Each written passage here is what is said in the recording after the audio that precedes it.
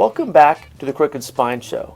Today's talk is with Evan Russo, a trainer who specializes in working with seniors. In this talk, we talk about how he's maintained a daily Monday through Friday workout routine on Facebook, on Instagram, on YouTube to help his senior clients and future clients stay healthy. During when we shot this overall interview, it was during the middle of quarantine during COVID-19, realizing that most seniors had to be stuck at home and be on lockdown, so he was able to help them stay healthy in the long run. We talk about during his videos how he maintains himself being genuine, also entertaining to keep everyone engaged. Him, his mom, his dad, everyone in the actual videos is right there in his family, in his dining room or whatever it might be in his house.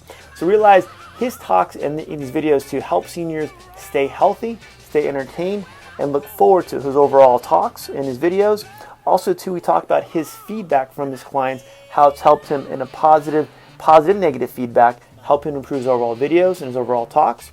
And we talk about going in the future, how he wants to start his nonprofit. We'll talk about that too. Again, the show notes has all the highlights of what we talked about right now and the topics. Jump in if you want to.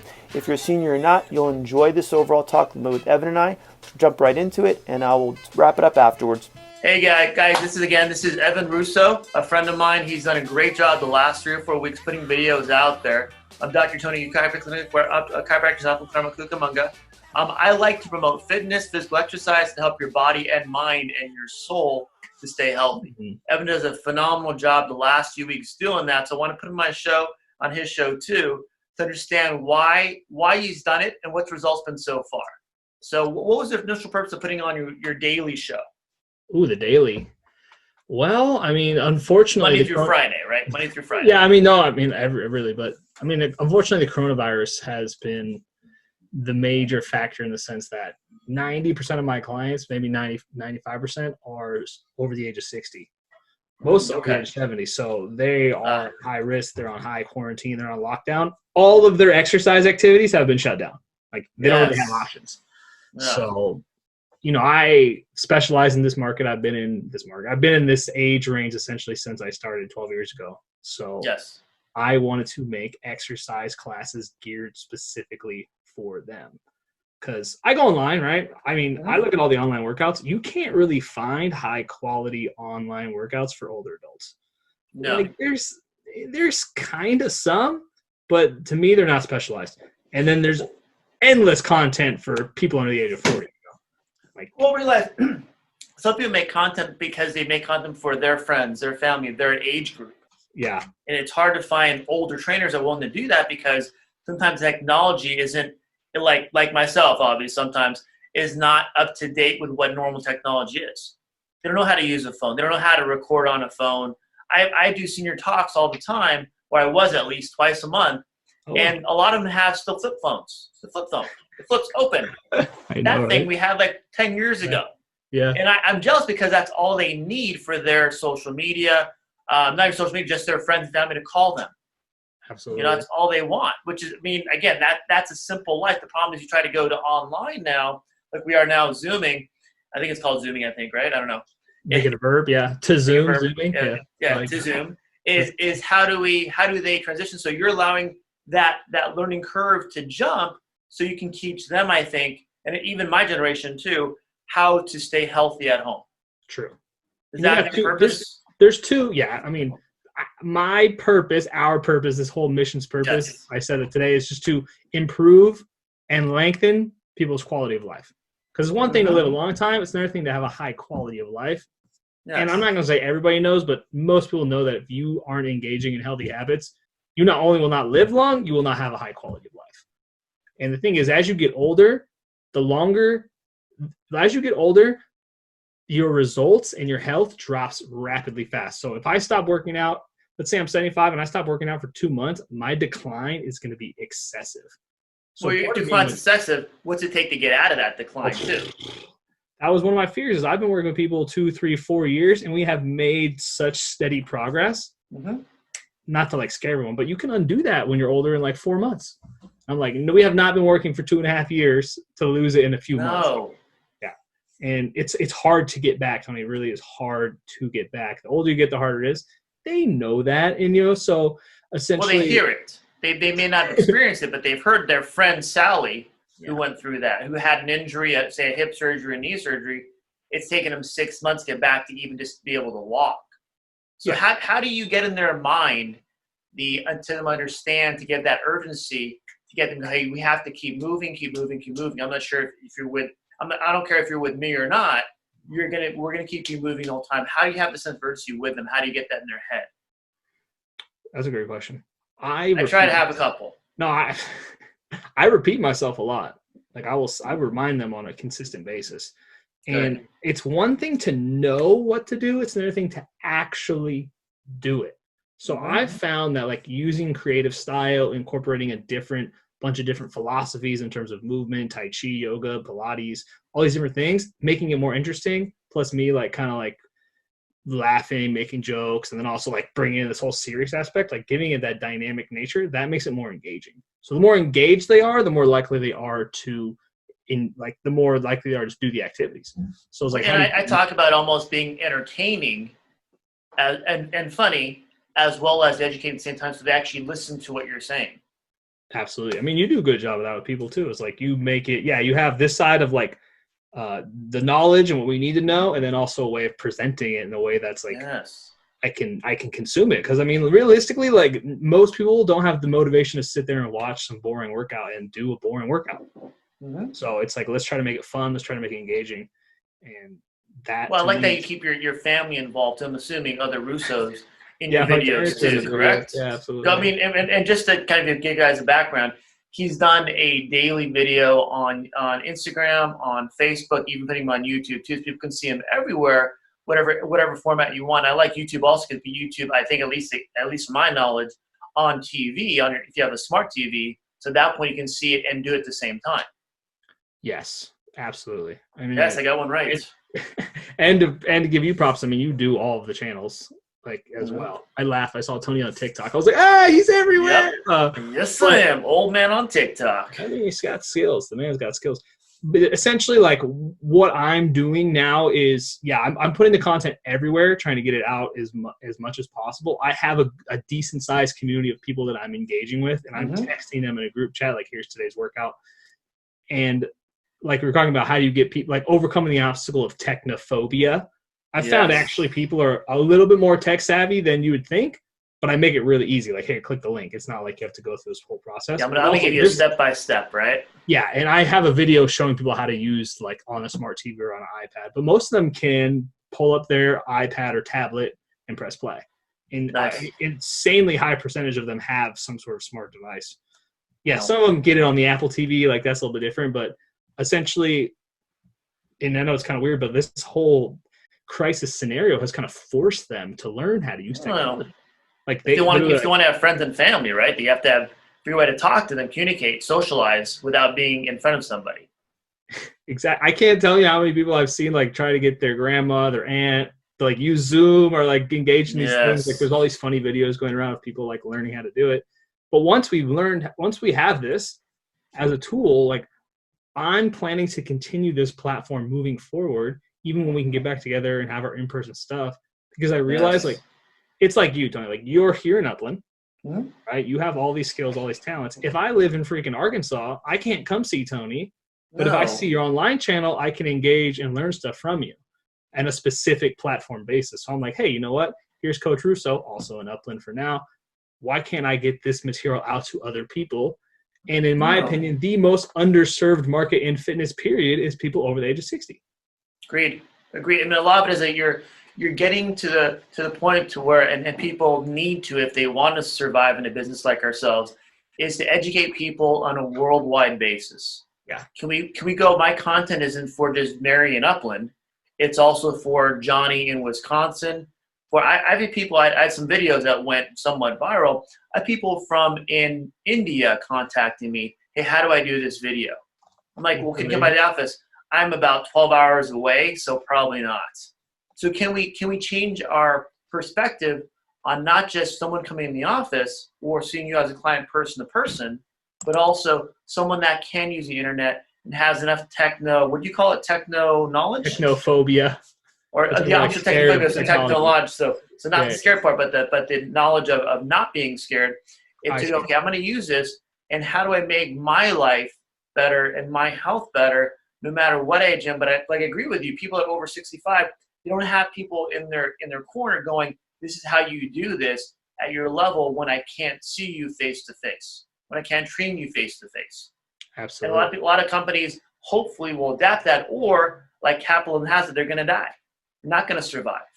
There's no way to communicate unless you can do it this way via computer screen, via phone to phone, via an actual conference. I mean, this is I want to say, getting people used to actually calling someone on the phone about 100 years ago. How does the phone work? How does the computer work? This is just the next step in our technology of becoming the next age of where we are now. Just we're forced into it versus wanting to. True. And it's in, like you're saying, kind of like summary, it's an age of evolution. Like we're evolving the way that we do fitness and health in general. And I personally think this will actually be a much more successful model due to the fact that now the education is not only out there, it's completely accessible and affordable. Yes. What I've learned through doing this, and I'm sure you're doing the same thing, is like it's one thing to show someone how to do an exercise or teach them. It's another thing to educate them how to do it and do it on their own. And do it, and why to do it, and the whole aspect, the mindset of it. And I think a lot of it that you're talking about is how do we now show that and explain it as we're doing it so people can see it all the time, everywhere, whenever their computer's on, whenever their phone's on. Yeah, absolutely. So like one of my core values for obviously this platform is education. So it's like teaching people, like you're saying, how to do it. But another one is just ease of use, make it simple, make it super easy to access. And my dream, essentially, I've been working on this now, is we're actually going to build a community online, and we're going to learn how we can engage with other people. Because that last piece, mindset, why, the best way to stay accountable and learn why to do it is to have friends that are doing it with you. So it's the social peer pressure, if you want to call it that. Yeah, I mean, so exactly. Because, in my classes, people love to come to engage with their exercise community. And they become friends through exercise. And you might be friends with someone that otherwise you would never, ever associate with. So it's kind of cool. And you all have this like-minded interest of, hey, we're here to work out. And then if we work out, we're not all going to go afterwards and go have pizza and beer, right? True. So the like attract like is not only am I physically a mindset of keep my body health, but also maybe I may want to do something nutrition-wise. Let's go out to have a nice dinner together. Let's go have a nice healthy dinner together. Let's go for a walk outside after our workout. Let's go do something healthy for our body. So that engagement, like you said, allows those like people to come on. So when you're doing on a if you want to call it a group platform on the computer or technology or the web, whatever you want to call it, allows them to still stay connected the whole time to help motivate each other. I'm assuming, is that correct? Correct. We call it a family, Fit Fam. It's the Fit Fam. Fit Fam. And the thing is, where it comes from. That's Fit Fam, right? And with the thing is too, like in the more mature community, they understand their own specific set of needs, and they can come together and have this sort of similar experience. Because if you're not obviously I'm not over the age of 60, but I'm saying if you're not over the age of 60, you can't understand some of the gripes and the aches and the pains that come with that territory. I don't pretend to understand it in terms of empirical, like having experienced it. I mean, from a standpoint, obviously scientifically, yes. But so when you bring them together, they actually add more value to each other, and they can offer advice. So yeah, hey, let's go on a workout. Let's go on a walk. Also, hey, you have stenosis. I have stenosis. This is what worked for me. And they have this sort of they have this sort of conversation where it's people helping people. Good. And what I've learned too, watching this and doing it myself, is what might be easy or simple to you and basic, but to somebody else, it could be this like, oh my God, I never even, what? Like, what? Well, they're just told they have stenosis, and they don't have no idea what it is. So it becomes even scary. So by spreading information that is correct from someone that it removes that fear, that anxiety. Hey, it can be treated, it can be helped. If you do this, this, and this, it'll help you get better. And then the inspiration aspect of, hey, I'm literally watch this person get better. Yes. I see that it's a walking testimonial of, hey, like you got better, I can do this too. And there's nothing, all the results. Nothing more motivating to see someone else who's in the same age range, same category, peer group, getting results, right? It's like, hey, well, if this person can do it, so can I. And that to me is, I need to bring that online, because it's one thing to watch somebody online do these movements and whatever. It's another thing to like do it with a friend and then watch your friends succeed and then get information from your friends and building this essentially foundation. So and how, like you said, how they got there, their trials, tribulations, their story allows them to sometimes someone go, hey, I can relate to that. I know that feeling. I know how that gets there. Then you're helping that other person, that third party. Okay, maybe I want to join that because I need that also. absolutely. It almost attracts more people of either the same mindset or someone who want to become that mindset. Absolutely. I try. I like that. I mean, so let's pivot to you. So you've worked with obviously this community. This is Tony with Chiropractor. Yes. So you've worked with this community. What do you feel like is the number one priority they should focus on in terms of their health for adults over the age of 60? The simplicity of movement, of moving every day, a routine schedule, maybe morning, afternoon, evening, whatever it is. So your body has that blood flow, that circulation, ligament stretching, that joint mobility, and that, if you want to call it, that uncomfortableness sometimes too, to keep your body injury free. As a result, have better balance as a result, and have better muscle strength, so it helps avoid the pain. Nice. So that's my soapbox. Working in some sort of movement routine. Exactly. And once you're in a routine, you know if something is sore, uncomfortable, or tight, is an injury, something I can work through. Once you get to a certain point where you've done enough routine exercises, okay, why is this one hurt? What did I do yesterday? You become your own doctor per se, so you know exactly how to treat your body, or and you know what point to get professional help. Okay, where am I? I'm recovering from an injury. At that point, I've had hip surgery, for example, or knee surgery. I'm through physical therapy. Now, how do I get stronger to get back to my normal health? Like I said, this is when you go down that road of not working out, or injury recovery or surgery, your health goes this way in a very steep slope as we get older. The problem is it takes a higher slope to get out of that injury recovery to that rehab. So having someone like Evan to come with you, okay, I've seen you before, I know what to do. I worked with your generation before too, the senior group. Let's start with the mindset. Let's start with the activities. What can we push? What can we not push? If you go to, for example, a corporate gym setting, someone that has not worked with someone in a senior, they say, age group per se, at that point, they may push them like someone who's in high school. At that point, there's a high risk of causing more injury than they walked in the door with. Absolutely. And that's what I worry about. I mean, you got to figure out where they are first. At that point, then, okay, where are you? Figure out when you push them, when you stretch them, for example, when you stretch, what does it look on their face, their mindset, their attitude when you push them? Do they have a high tolerance to discomfort, or do you have to work with this low tolerance first and build it up over time? Absolutely. And then, as Evan knows too, is then from there, once they get comfortable, how do we work now some strength exercise? What are they comfortable with? Do they have good balance to start with? We have to work on the floor first and then work our way up from the floor. Absolutely. That's great. We do all those things. And the way that we're overcoming that obstacle of everyone being on different levels is offering different levels, different variations for every exercise. And there is sort of this, and you might agree, a base foundation of things that everyone can do. Like I would say 99% of people, bar some horrible injury, as I'm sure you've dealt with, but they can do a lot of these things. And that's sort of like what I'm bringing to the table is I can offer them these sort of exercises that they've been adapted for people that have injuries, because people over the age of 60, most people have injuries, right? And so they've been injuries or scar tissue or something going on in their body that's not allowing them to get back to their health 10 years ago. Yep, absolutely. So, and you got to figure out in the mindset, what's that holding them back? Their weak link in the chain. At that point, get them over that. Then you start hearing, hey, look, I'm feeling better, so I'm doing more. Wow. And you see that mind switch.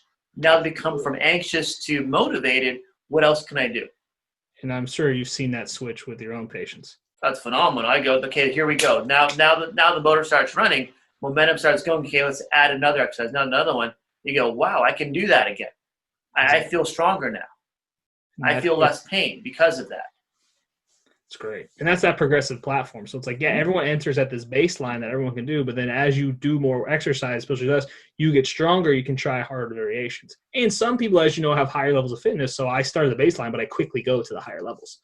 Huge. But like you were saying before, like about building a routine, he said the most important part about movement as you age is getting in a routine. Is you're not going to get into a routine if it's extremely hard. Yeah. Agree? You might for that one time till you wake the next day and go, now I can't move. I'm never doing that again. Yeah, exactly. And that's kind of what you're saying. Like if I come in and I go on one of these fitness apps and I'm trying these workouts that aren't tailored for my age range, then I'm going to have this negative response to the exercise. Or, you're at home, you might just stop the video because it's too ridiculous. So that's what's nice about this baseline is, okay, all right, everyone can do that. And if I want to make it harder, which if you have seen some results, you will, then you start to push the envelope. And it's a go at your own pace sort of thing. Well, a lot of it is when you do that, then you see a result of not being in pain or being in less pain and having more energy and feeling just overall better, almost an endorphin release, and go, okay, how do I get that again? How do I do that again? Absolutely. What type of time frame do you give your clients to feel better where it's going to maintain a higher level of health for them off the baseline? In terms of a time frame, yeah, I usually don't like to assign time frames because I feel like cognitively they limit themselves. If I tell them 6 weeks, it'll take 6 weeks no matter what. But what I do remind them of is, where do we start and how can we gauge performance? Can you stand on one leg longer? Are you doing new movements you haven't tried before? Are you getting up and down off the ground easier? Are you walking easier? And people don't really realize how good of shape they're getting when they're consistent until they look back and go, oh, you're right. 6 weeks ago, I couldn't get on the ground. Or so let's flip it with your patients. Like I just had lower back surgery. Let's say I had a fused L4, L5, and you tell me, like, what do you tell me? Like, what's my time frame to get better? Yeah. And what I tell them is, when you progress through these exercises and stretches, and at that point we start working on where your baseline is, we're going to know within 2 weeks how much better you're going to get and how far you can go. So for my sense, it's a 2-week period of, okay, can I change their mindset about stretching, about working out, about being in some pain, but to a lesser intensity. So at that point, they see some hope, some progress, some recovery. At that point, once the momentum is built up, I go, okay, now our next step is we'll lift some strength. Let's start some quality of life exercise. Let's start some walking. Let's start maybe some lunges, maybe some home things. Make your overall body looser, but also now stronger as part of your overall health, but not taking away the stretching. So the stretching is always, for me, the baseline of their routine, and you build on top of that so they know every time we're just going to be cumulative and add to your routine, not take stuff away. Agreed. We're in 100% agreement with that philosophy. Same choir, my friend, we're in. Yeah, it's true, right? I mean, it's because it works. I'm not like... It's human physiology. It's human. It's how the body should work. But you got, like you said, you have to find out where they are initially. If they're at pain, level pain at a 10, they're at level 10 pain level. At that point, I'm going to go, let's just get you down to 4 or 5. Then we can start working with you. I want to hear the numbers in their head every day. Where were you yesterday? Where are you now? And how are we getting those numbers less and less? Or are you in the wrong place? Do we need an MRI? Do we need something else going on so we make sure we're not missing anything? Absolutely. And that's exactly when you're having like egregious pain. Big time. Yeah. But I mean, how many of your patients are coming in with moderate to mild pain symptoms? Then when they first come in, probably if they're usually about maybe a 4 or 5, maybe the high end, maybe 6 or 7. I have probably 2 people right now, they're maybe a 8 or 9. But when they come in that lower level, mine is not just their pain level, but also their mindset. I ask them, okay, exactly, what have you been doing to make yourself feel better? Medications. Okay, we know that works temporarily, but maybe not long-term. What else are you doing? Maybe somebody needs to meet. And now my biggest question is, have you limited your activities because of the pain? And 9 times they say yes. They say yes. They go, okay, do you understand that's making you probably, in my mind, I'm saying, if I made them weaker, so now even they try, that's going to make them even worse, not to do less and less and less. So again, we have to, okay, now we know where your limitations are. Now remind them later on, okay, now that we know you're now over time, now you're getting out of that little, if you want to call it berm, whatever it is, now you get to start seeing improvement. Now can we start getting back to normal routine? What is your routine before? Were you walking 10 minutes a day? It was painful. We start doing 5 minutes a day, and slowly so it doesn't become painful. So they start doing their normal activities, seeing less pain. They can correlate now activities with strength building, getting better, versus correlating their activities with pain. Break that mental habit. You're teaching me a lot about mindset. Absolutely. And a lot of it is it's physio. I don't understand, like I said, human physiology, which we both understand, but also the mindset goes with remembering where the pain came from, and reducing that pain sensation with those same activities so they break that link, that connection. I like that. It's great. And I No. think, and when what you were thinking of, it kind of inspired me too, is when someone comes in, have you limited your activities? They say yes. And then also they need to understand there's all these other activities that you can do. And that's like been a very big cornerstone of my training style is, look, yes, you may not be able to run. I know people love running, but look at all these other forms of cardio that we can do, so there's all these other options. They're like, oh, I didn't see it before. So it's like, okay, maybe as we're at, instead of so you can't run, but let's add in these other things you could do. And then to me, I feel like, okay, they start doing that mindset thing where it's like, oh, I can do this. And then you build up. And sure, you want to get back to running, you can get there, assuming you put in the work. But like, look at all these other options that you have. And you can still be happy if you can't do a marathon every year. You can still be in shape too. Exactly. Yes. Exactly. I think people, and I was writing about this weekend, is like, then they lose the ability. I'm using running as the example, but it could be weightlifting, it could be swimming. When they can't do their favorite activity, all of a sudden their whole fitness train stops. Yeah. It's like, no, we have all these other amazing options that we can do to sort of work around the injury. And then like you're saying, all right, once I get in the routine, once I'm moving, once I'm doing the stretches, doing these other forms of exercises, I'll probably get healthy enough to get back to what I wanted to do. Well, sometimes people don't see those steps where when their routine of, say, for example, running, say, 5 miles a week, for example, they can't do that because it's so painful. They go, I'm done. Not maybe I should rehab, maybe I should do something else, maybe I should work on other body parts. What caused me to be in pain? They take not the easy way out, but the I don't want to do the work sometimes, figure out what happened to get me there. So I'm just going to stop doing it completely. Absolutely. And I'd say that too, the rest and rec cycles. All right, I can't run 5 miles a week, so let me stop. I'll wait 2 weeks. I feel, and then I go right back to running, and it's like, I mean, you probably see that more than I see. No, it's great because it tells them, okay, I can't do that. And they say anymore, but I go, no, I say right now. So how do we build up that routine again by understanding what broke down in your body to get that fixed again so you can get back to your routine? I want you lifting weights. I want you doing it. If I have seniors that lift weights more than just their body weight because I want them to feel strong, and if that's what their mindset wants. We've got to build it up slowly. Okay, maybe you weren't stretching enough. How do we stretch more before you work out? As you know, that point, get your body loosened up to do the work you want to do. It takes more time or energy, more different habits. Absolutely. I mean, I'm huge on stretching for the very reason that when I didn't stretch, I would get hurt. What a yes, what a thing. Me too. Yeah, me too. We both, exactly. We both know. And I wanted to ask you because, I mean, since lower back is like a huge thing for us, like everyone really big on lower back. So what are some of the things that you recommend doing, like specifically if, let's say, my back is lower pain 4 or 5 out of 10? My biggest thing is start the stretching routine in extension, meaning going backwards, not going forward. So what can we do, say, on our stomach, or say on our back, laying on our back on the floor, and putting a towel underneath our lower back, a towel, allowing to slowly stretch that back over the towel over time, maybe 30 seconds, maybe a minute, and even change your leg position too, so you feel that back stretch, not just the muscles. The problem is a lot of us will stretch our backs. We're actually stretching our glutes, our hamstrings, our quads, our abdominals, not our actual back. By lying down, doing it in a resting position, now the muscles can relax, get a deeper stretch in ligaments that control bone-to-bone motion. For our back starting, and it's actually our back in the middle of our back where it's the spine is, we need the ligaments to stretch so the bones can actually start moving, get the actual blood flow, nerve flow, spinal fluid flow, allow things to relax, pressure off that nerve, pressure off the disc. Love it. I mean, a lot of it is going back to is how do we get our bodies to slowly stretch, maybe a low back, like you said a second ago, a neck, a shoulder, whatever it is, and how do we start doing some simple motions in extension more, even for the shoulders too, is getting your shoulders to come back more because all of us are stuck forward. Getting your head to come back more versus us coming stuck forward, we're hunching over.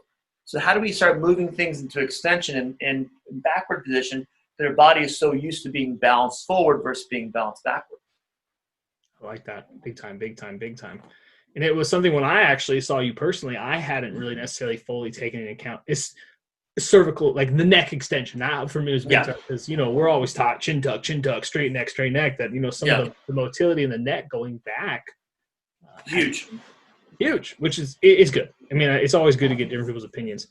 And Let's talk about your Facebook and your weekly videos now too. How has that been? What results have you seen from that? From your daily videos, sorry, Monday through Friday. Especially your dance video on Fridays. I'm That impressed. one, people love the dance video. Yeah, that's fun. That sort of evolved. I was making that into a class. Anyway, so what I've seen so far is, I have been posting a lot of content. I just hadn't been posting exercise like full workouts. It was been more educational. So now the whole full workout thing. And so what I've seen, and I actually said this in today's video, is like I actually have been inspired how many people are doing the workouts. And I know it sort of sounds like it's sort of like this like low like self-esteem thing where it's like, whoa, I can't believe people are doing the workouts. And it's like, sure. I mean, I want people to do the workouts, but it has been overwhelmingly positive how many people have actually been engaging in the material, doing the material, having positive feedback for the material. And it's like, oh, okay, like this is great. And this has personally been a dream of mine. Like when I say 2012, I mean 2012. I've been wanting to do this, but I haven't had the access that I have now. So everything sort of has fallen into place. And unfortunately, it took a pandemic for me to, lock down and then all of a sudden really start to see the value. Well, lock down and adapt. So you see how educating clients, patients, people in general, how they respond. A lot of it is I put content out there, everything under the sun. But what works the most are testimonials and exercise videos because people want to learn how to get their back better, how to get their neck better, how to get their shoulder better, how to make their body better. By your videos, you're giving them the full workout so you don't have to go to a gym or go to their friend's house or look at someone on YouTube that they don't even know. That's why I share your videos on my Facebook. People see exactly something that's credible, how to stay in shape, and with your family in the background too. That point, your person every day has, when you click on this video, make sure your TV is ready, make sure your mat's ready, so you're ready to go for that one. I'm not sure if it's an hour or so, how long the video is sometimes, but how do we know that's my time to my workout in, so I'm good for the day? That's good. I haven't posted today's video, but I swear you watched it. I touched on all this stuff. I was like, all right, let's go. They're usually 30 to 40 minutes. I was like, yeah, let's just focus on the workouts. And this week, I was talking about nourishment. And I think you've been touching on this too, mindset. Like, how can I use my mind to like nourish my body, telling myself I'm getting stronger? Like you were talking about earlier, how can I let go of this old activity to make a new routine, associate routine with positive improvement and improvement with getting better. That cycle. Exactly. And I err on the side of being obsessed. Like I've been obsessed with getting people results. Like to a fault almost. Like I want people to, and I realize that educating people during the workouts is the most effective way. Now, it doesn't mean breaking down everything, scientific explanation, biomechanics stick comes out. It's just, while we're doing something, showing them how to do the proper form and using verbiage that like allows them to be able to do it. Because if you sit back and you're telling me about all these extension, flexion, all these biomechanical terms, get it. But simple, and you do a good job of that too, is just explaining in layman's terms like how to do this exercise correctly. That sticks in my brain, And I used to have the mindset of like, let's take every workout, let's take one thing out, one piece that we remember, and add that to your toolbox. And eventually down the road, you're gonna have this toolbox of all these amazing exercises you can do. Well, and a lot of it is it's tough when you don't have an audience in front of you to see their feedback either.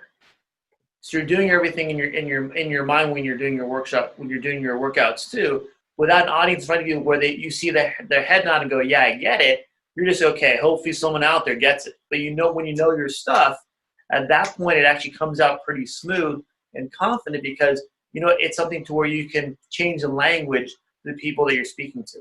Yeah, so they understand it. Absolutely. And I've overcome this obstacle in a few ways. One is I am extremely open to feedback, even mostly negative. I want constructive criticism. So I hound my people down. What did you like? What did you like? What did you like? What did you like? And I've been doing that, making rapid success. And then another way is when I was teaching group classes, it's impossible if I have a class of 25 people for me to correct everyone's form. So I learned like the way that you say how to do an exercise changes people's form. So I've been practicing, like I said, obsessing people. I've been practicing ways to present it like in this sense of like, okay, what can I say to do it? But then also the last piece is always having the mindset that I'm going to grow and get better at this. So well, it's experience, right? all It it takes is. time. Good and bad, you learn from them. Sometimes bad. If you want to get better, you want to learn from the bad as much as the good, if not even more. Because you understand, well, how else? What are my weaknesses to get my message across to people that are in front of me for one, but now are more virtual, and they're zooming. I'm going to use that term again. So it allows them to see what's going on and now understand what's going on. So even though you're not there with them, they can get it. They can actually get it and start doing it to their overall health benefit. It's true, absolutely. And it's called, for me, that growth mindset of like, look, we're going to get these videos out here and we're going to learn how to make them more effective. That's the entire focus is. And learn as you do it, right? That's not like this is going to be a perfect big production. It's going to be, we're going to do it and see how it goes and adapt as it gets better, worse, whatever it is. True. And that's like actually a reason that I'm grateful that I hadn't started the business until now is because, yeah, I needed the extra 8 years of experience to be at a point where I feel like I know exactly what I'm talking about. But you've also, experienced it, yeah, but also having enough positive I guess, just enough positive self-feedback where I can assume a role of always wanting to get better. Because I think when I was younger, like negative feedback meant negative Evan. If you say this wasn't correct, that was incorrect. So, but now I've separated to where it's like, okay, like, look, I understand. I want these to be effective. Sure, if you didn't like the way that maybe I was talking too fast for this video, let's change it. Like, let's get it effective. I'm not emotionally attached to things. You go, perfect, thank you. Now I can adjust to make my presentations, my workshops better. Yeah, and I mean, I would assume, when you're making your content, haven't you say you've gotten better in making the content? Oh, huge. Even better or worse, but it's more genuine now. It's not more genuine, but it's more of, it comes off my tongue easier versus before I was like, okay, how do I write it? How do I do other stuff to make it presentable versus, no, I'm just going to do it like this, talk, and see how it goes. And I feel confident. Obviously, I'll say some words maybe not properly in proper English language, but a lot of it is, that's just how we roll to get information out there. So some people get some of it out, and it adds an entertainment value sometimes because you get to understand your personality. Yes. Who are you? I'm really, I love that. I'm big on entertainment value. I actually changed I changed my personal Instagram to like just straight entertainment now. Like that's just good. Because it's like, I saw your TikTok one. You're playing. I don't know if you played. That was today. Yeah. The French horn back here. Yeah, with the horn, whatever it was. Yeah, that was random talent number 2. Because I realize for me that exercise needs to be fun. If it's not fun, people will not do it. And I've been at this sort of like stuck here for a while. I'm like, oh, I just got to make it fun. Like if it starts being fun, people will do it. That's all it is, Well, it goes from being in school, learning book knowledge, to how people actually accept your information to see them change. Absolutely. And I mean, I love biomechanics, physics, all these things. Most people don't. And when I was younger, I thought a way to influence people was to explain to them these in-depth scientific principles, going into your chiropractic book and like throwing up. That doesn't engage someone who's not interested in fitness or bodies. So I'm like, okay, let's change the format. Let's focus on the other person. What's one way they can get to engage them? Being fun is a way to do that, Well, you mentioned that it's focusing on the other person. What's their interest? How are they going to get interested in what I want to help them with by making that one carrot of being fun, entertaining? Sometimes just they have the emotional response that they can see the actual change in their body. Once you get an emotional response from the limbic system in their brain, allows them to actually go, okay, I want to choose that. I want to go after it. It may not be easy, may not be hard, maybe not be in my budget, but I want that because now I have an emotional attachment to get that. Absolutely. I love that. Huge. Yeah. Cool. Well, man. good. Yeah, how was this talk so far? Okay. Yeah, no, it's good. It's good. Let's try to wrap it up. Yeah, I decided. I'm sorry about my Zoomage. Wasn't very good initially, but hopefully I pick it up. It's cool. Yeah, I think we'll do more videos in the future too, Evan. I just want, because I've been sharing a lot of your workout videos the last few weeks because I enjoy that you're putting the time and effort in, that you and your family in the background are spending time to not only do the workout, but also edit and put it on Instagram, put it on YouTube, put it on Facebook. In your half hour of doing that, I'm assuming it takes about an hour and a half minimum to edit. Yeah. Make sure the volume's right. Make sure you have a pre-intro the video you have right there too at the very beginning, put a title on there, load it to Instagram, load it to YouTube, load it to all these sites. It takes at least an hour and a half, correct? Correct. You You know? know, I've got a lot of help. There's a program out there called Course Creator Pro. It's Dakota. But you had They've to been helping learn me a that lot. program. Yeah, they've been helping me a lot with the production aspect. But you're right. There's a huge learning curve for someone that is a trainer that's like, hey, I got to learn production software, but you know, it's worth it. That's a very relevant point, you know, and I appreciate you taking the time to share it. And I like the fact that this is cool. Like, this is a good way to do this, you know, to get some more. No, but it's taken both of us, I think, time to learn, okay, how do I find someone that's reputable that I can refer to, that understands their information, is competent, and has been in the field long enough to make that other person feel better mentally first, and then motivate them to change their health. Yeah, and that's a big takeaway for me too, is just really trying to drive home the mental aspect of it. Because I have been very focused on the physical aspect, but you're right, the mind, I mean, not to exaggerate, but the mind really is everything. Without the mind, we're not going to act upon our exercise when you're not face to face, when you're not in my face going, do this, do this, do this. They turn off their video and go, yeah, I'm going to go sit down and grab a beer. It's getting them to understand you're there for them.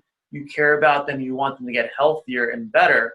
But so my feedback is to those people is I want to hear their feedback. Hey, how you doing? It's not just their response, good, bad, and different. It's how they say it, how their mood is when they say it. And I ask them, well, you feel better. What's that mean? I wanted details of what improvement is for them, so I can hear their voice change or not change. Are they becoming less anxious, becoming more positive, more confident? They're getting to a better health state.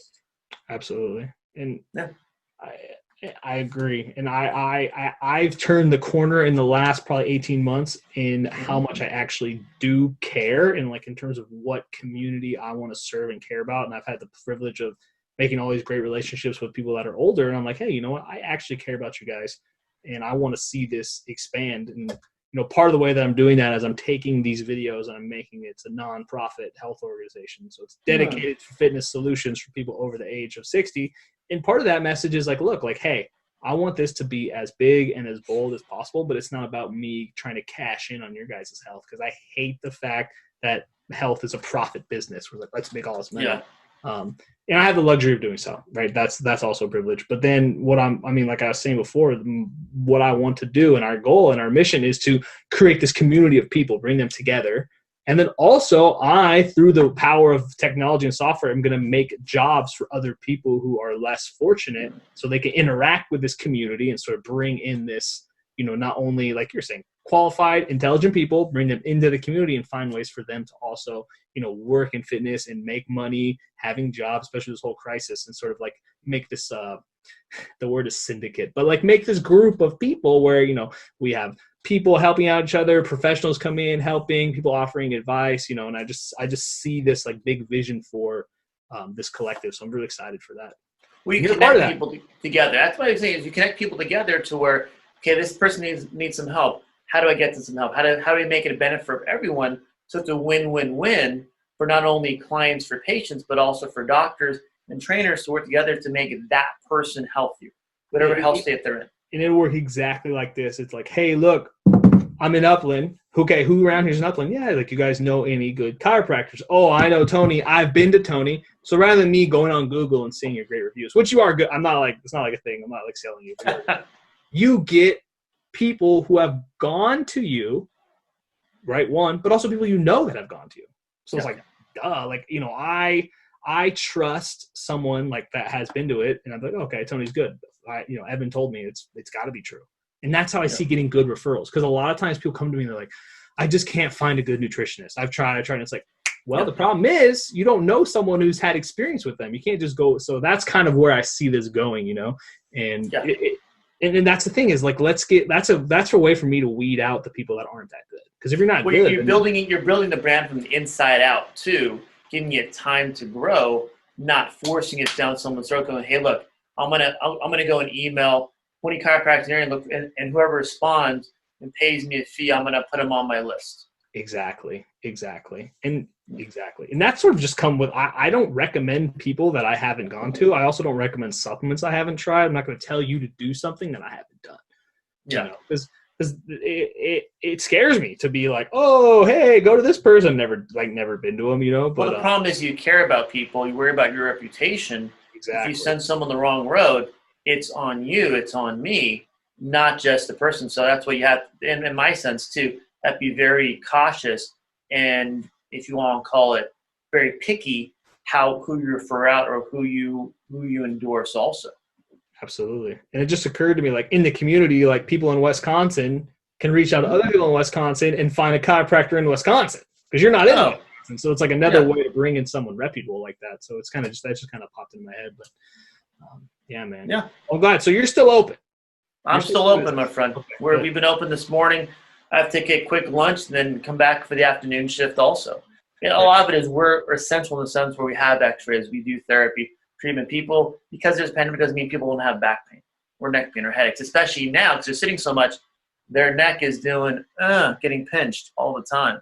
So that's a common thing. So with your videos too, is how do I get them moving more, realizing they're become more sedentary. They're not traveling to work. They're not walking at work. Their steps per day are probably cut in half because they're working from home. So how do we get them back upright versus being hunched over a desk or watching Zoom videos all day long? Absolutely. Wow, you're an essential business. Cool, man. We try. Hey, well, thanks for setting this up. Really appreciate it. Of course, my friend. Sorry it took so long, but we're on track. All We'll good, do another man. one soon, and I'm going to share you some information, put it on YouTube, share your information on there too. Again, Evan, for me, is someone that I go to because I like his videos. I like his content. I like how he makes his videos fun to educate seniors especially, but even my age group, which is a little less than that, like just a little bit less, not much. No. At that point, so we all benefit by staying healthy in this time we're in right now. All right, my friend. Cool. Thank you. Thanks, buddy. Talk to you soon. Again, the reason I wanted to have Evan on the show because he does a great job consistently having his workouts Monday through Friday right now to help his seniors stay healthy when they can't actually see him. Realize working with Evan one-on-one helps you understand where am I on the health scale, how do I get myself better if to injury or not, how do I get myself to a healthier state without hurting myself and causing another injury in that process. Again, Evan has all the information in the show notes. Get up to that if you want to also. Go to other show notes and make sure you understand my previous podcast too, keep yourselves healthy. Listen to the podcast, watch the video, whatever you want to do. What can you do to keep yourself healthy by learning more information and applying it with Evan or someone else so you understand how to get there and stay there in your health state. All right, so hope you enjoy the show, my friends. I will see you next week.